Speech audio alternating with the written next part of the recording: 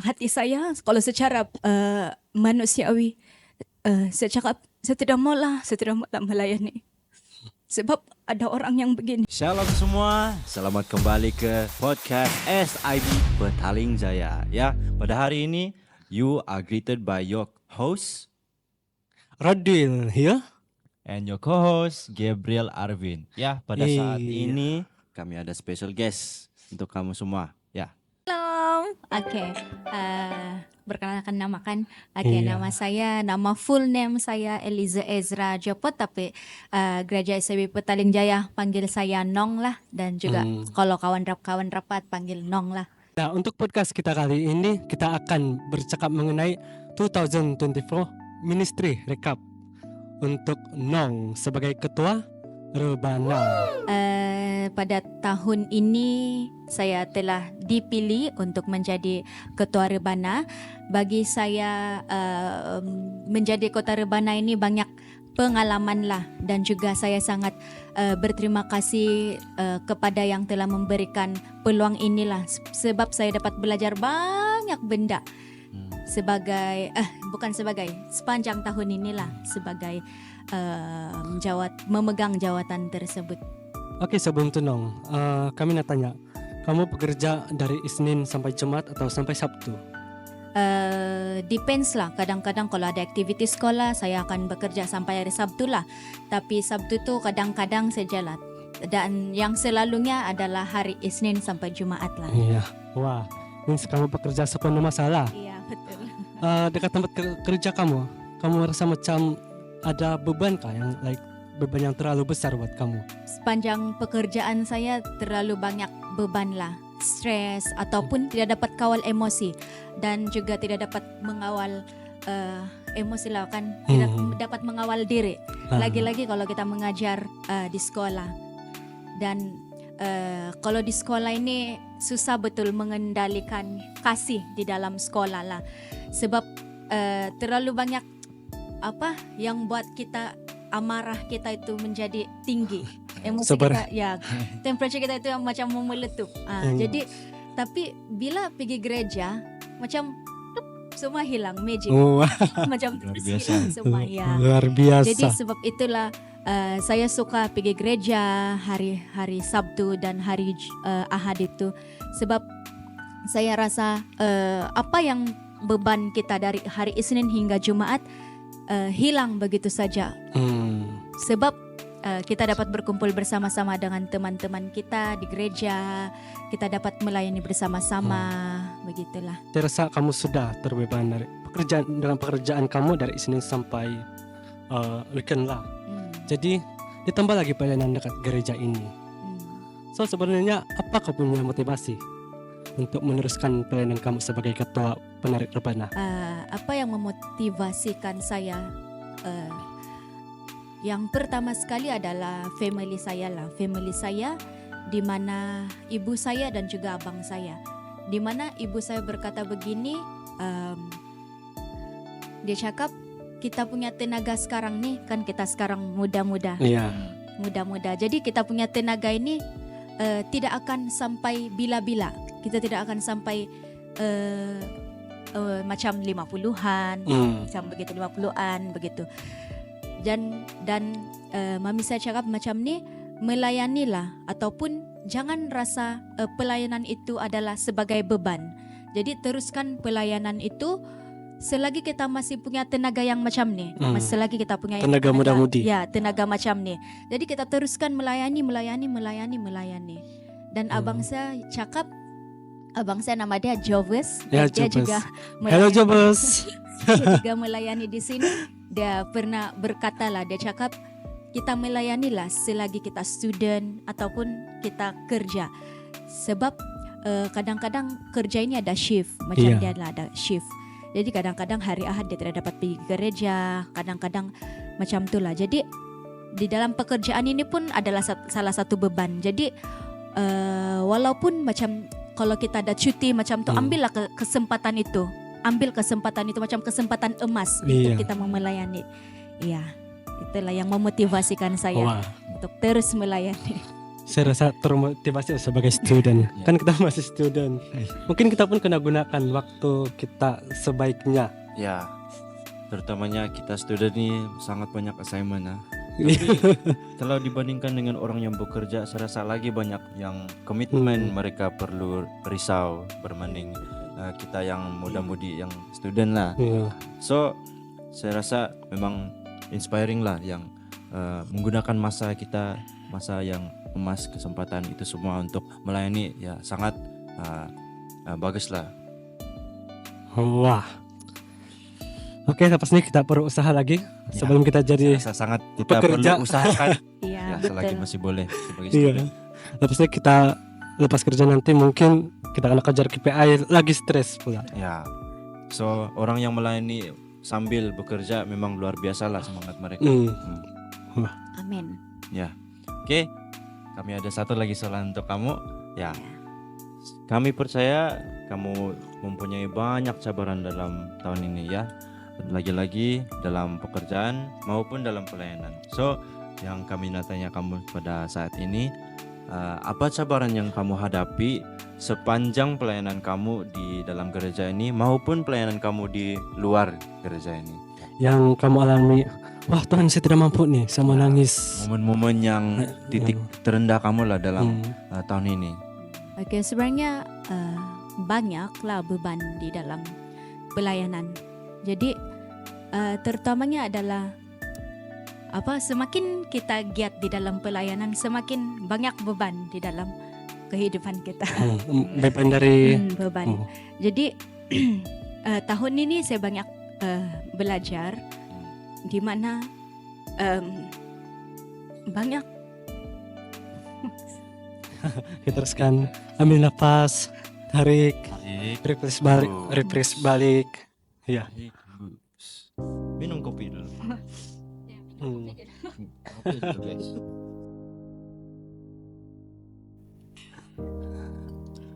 Oke, di mana bila kita sungguh-sungguh melayani kan, Ya. ada saja orang yang tidak suka kita macam itu. Dan kalau secara pribadi hati saya, kalau secara manusiawi, saya cakap saya tidak maulah melayani. Sebab ada orang yang begini, orang yang pandang negatif. Sebab bagi saya ingin apa yang saya ada, saya mau teruskan sama orang. Bukan saja di sini, tetapi tempat lain. Tetapi biasalah kan manusia. Ya. Manusia tidak lari dari Iya, selalu ada benda begini. pandang serong dengan kita cakap yang tidak baik ataupun Ya, boleh ambil Take your nafas, take your time.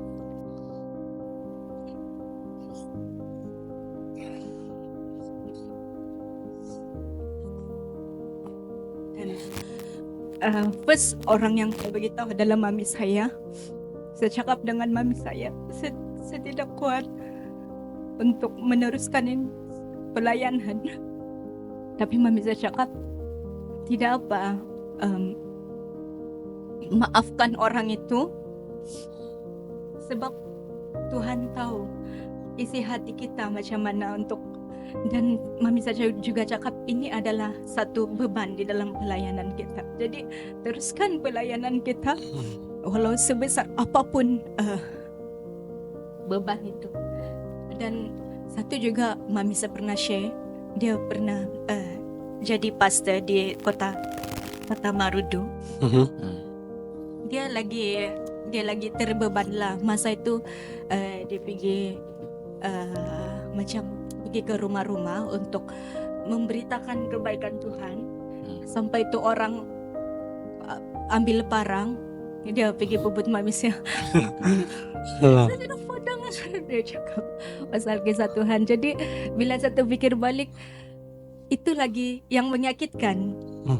Kalau setakat ini kita masih kita boleh kasih lalu, kita boleh maafkan, kita boleh doakan orang ini, kita boleh minta maaf, dengan diri kita, minta maaf juga dengan Tuhan. Karena saya terfikir begini, pelayanan ini adalah untuk Tuhan. dan bukan untuk manusia. Iya. Bila kita kena cakap macam begitu, saya terfikir ini bukan untuk dorang, ini untuk Tuhan. Haleluya. Kita teruskan melayani walau seberat apapun, walaupun hati kita hancur, hati kita pecah macam tu, kita teruskan melayani Tuhan. Luar biasa. Sorry. Bagi saya beban yang sangat sulit, apalagi dengan kata-kata orang. Mungkin bagi saya sendiri sebagai laki pun mungkin akan merasa down. Ya. So sepanjang kamu menghadapi cabaran itu di kata-kata buruk oleh orang lain, apa yang kamu perbuatkan? Adakah kamu berdiam diri? Apa yang kamu perbuatkan? Sebenarnya saya emosi juga lah, cuma saya belajar untuk bersabar. Pada momen-momen tersebut saya belajar untuk bersabar, dan juga saya lebih mendekat dengan Tuhan. Saya berdoa, lepas itu saya lebih berhati-hati. Dan yang paling penting, saya janji sama diri saya, walau apapun cabaran, saya tetap mau melayani Tuhan. Haleluya, puji Tuhan. Itu antara penunjuk lah kan, yang kita harus mengandalkan Tuhan di apapun yang kita perbuat. Lagi-lagi dalam pelayanan di mana kita harus memiliki satu kekuatan dari segi rohani, fisikal dan mental untuk balance semua di kehidupan kita, agar kita dapat memberi yang terbaik untuk Tuhan kita. Walaupun kita penat dari pekerjaan, tapi kita still mau juga beri yang terbaik untuk Tuhan, ya. Mungkin kamu ada beberapa advice untuk kami ini sebagai student masih kurang dalam experience pelayanan lah, yang boleh kamu kongsikan. Oke, saya ada beberapa motivasi untuk semua lah. Saya juga pernah jadi student. Jadi saya dulu masa student, saya akan balik dari gereja 12 malam. Walaupun pagar asrama sudah tutup jam 12 malam, saya lompat itu pagar. Ya, saya lompat saja itu pagar. Jadi macam ambillah kesempatan ini sebagai student. Kalau ada masa pergi gereja, kalau macam ada persekutuan doa, pergilah. Sebab kalau kamu sudah bekerja macam penat sudah itu mau pergi gereja. Jadi gunakan masa sepenuhnya untuk ke gereja. Sebab saya rasa tempat yang tenang adalah di gereja. Ya, tempat yang sangat tenang, dan juga di mana kamu dapat jumpa orang yang seiman dengan kamu dan kamu anggap itu keluarga. Dan kalau macam kita perantauan kan, semua orang-orang di gereja ini macam kalau kita pergi gereja macam kita anggap dorang keluarga, macam tenang begitu. Lepas tu bila balik di reality terus rasa macam stres. Iya. Kan? Ya, jadi gereja lah tempat yang sangat tenang. Ya, jadi gunakan masa kamu untuk ke gereja, untuk belajar lebih banyak lah di dalam pelayanan, dan juga mendekat dengan Tuhan. Ya. Untuk menjelang penghujung tahun 2024 ini, mungkin sudah banyak pelajaran yang kamu dapat dari pelayanan inilah, ataupun refleksi yang kamu sudah dapat. Pengajaran untuk pelayanan tahun ini adalah seperti yang saya cakap adalah teruskan pelayanan walau seberat apapun beban di dalam kehidupan kita. Ambil kesempatan, ambil masa kita, dan paling penting jangan berdoa. Jangan lupa untuk berdoa. Haleluya. Dan juga harapan untuk tahun hadapan adalah saya berharap agar lebih banyak jemaat di gereja Sewi Petaling Jaya dan lebih banyak yang melayani Tuhan dengan sungguh-sungguh, dengan seikhlas hati. Amin. Amin. Ya. Wah, syukur puji Tuhan. Syukur. Sangat menguatkan kita kepada audiens di luar sana. Mungkin dari Gabe ada persoalan-persoalan yang membuat Anda rasa ingin tahu. Juga kami ada soalan bonus bagi special guest kami pada hari ini. Ya, sesungguhnya terdapat banyak cabaran dalam setahun ini, tapi ada juga momen-momen yang kita bahagia, betul? Ya. So kami ingin mengetahui apa momen yang kamu sangat-sangat bersyukur pada tahun 2024 Iya, ini? itu yang kita nak dengar. Kami nantikan. Ya, yang momen yang paling tidak boleh dilupa adalah saya dapat mengajar tahun lalu dan tahun ini saya dapat Ya. mengajar rebana buku satu dan saya dapat mengajar ke semua pattern. Dan tahun lalu saya satu orang saya mengajar kasih habis buku satu level book one lah, level 1 untuk rebana. Dan pada tahun ini saya dengan mami saya ajar bengkel rebana lah untuk book one, dan saya sudah habis lah. Itu yang sangat saya gembira lah, sebab saya dapat ajar lagi lebih ramai generasi. Wah, menjadi terang dan garam bagi pelayanannya. Luar biasa. Ada lagi perkara lain yang kamu bersyukur? Mungkin cincin yang berada di tangan kamu itu Wah. melambangkan sesuatu yang kamu patut bersyukur? Ya, saya bersyukur juga lah sebab saya dapat kenal pasangan saya yang sekarang lah. Wah. Itu pun dari doa juga lah. Saya berdoa, dia pun berdoa juga. Jadi sama-sama berdoa, tetap jumpa di sini, dan yalah kami sudah bertunang dan tahun depan akan berkawin lah. Wah, mungkin boleh kami kena jemput nama jaga IP kan? Boleh, semua dijemput. Haleluya. Haleluya. Nah, untuk persoalan yang paling famous dekat anak muda.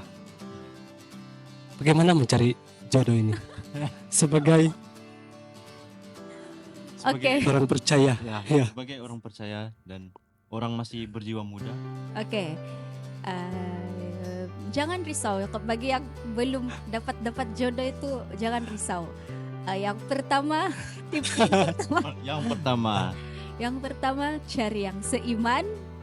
Lepas kamu sudah cari yang seiman, kamu berdoa. Lepas itu tips yang ketiga, kenal dia punya family atau kenal pribadi dia, apa yang dia suka.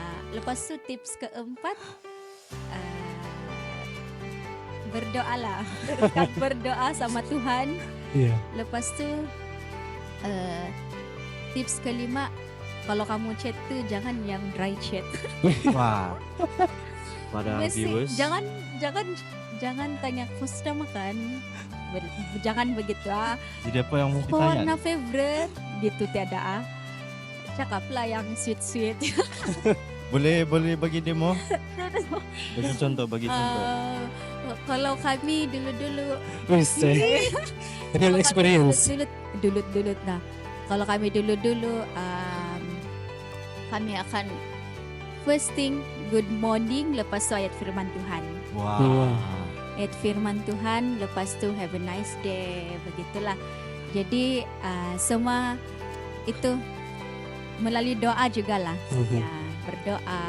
Kamu tanya-tanya juga ada kaitan kah tiada? Mana tahu semua saudara, saudari kan. Mana tahu sepupu. Ya. Kalau sabar nih susah sedikit. Betul. Kadang-kadang kau pergi kampung yang berapa kilometer jauh pun, tiba-tiba cousin. Iya. Alamak. Iya. Wah. Luar biasa. Sungguh luar biasa. Memandangkan kita masih ada banyak masa. Saya rasa saya masih ada beberapa persoalan lah Iya. untuk kamu. Nah, untuk tahun 2025 lah. Mungkin kamu masih melayani di sini. Sekiranya Anda diberikan terkesan seperti ini lagi sebagai ketua penerbana, apa yang sudah kamu pelajari yang akan kamu Bawa kepada penerik baru lah. Untuk tahun hadapan, kalau saya masih lagi melayani di sini dan juga masih memegang jawatan ketua rebana, mungkin saya akan membuat lagi kelas rebana, tetapi gereja-gereja, ya gereja-gereja, dan supaya lebih banyak penari rebana yang tahu asas cara pemakaian, dia punya cara tangan, macam mengangkat tangan, macam gitulah, supaya orang tahu apa itu semua itu nama tarian dan juga dia punya step dan juga macam mana apa dia punya maksud lah, maksud di setiap tarian tersebut. Iya. Wah, satu pelayanan yang bukan cabaran yang berjalan ya kan? Ya boleh. Jadi Dengan pimpinan Tuhan boleh. Haleluya. bagi penari rebana ataupun future penari rebana SIBPJ, nantikan bengkel daripada Teacher Ezra Iya. tahun hadapan 2025 ya. So itu saja kita punya podcast hari ini. Jumpa Anda di podcast seterusnya.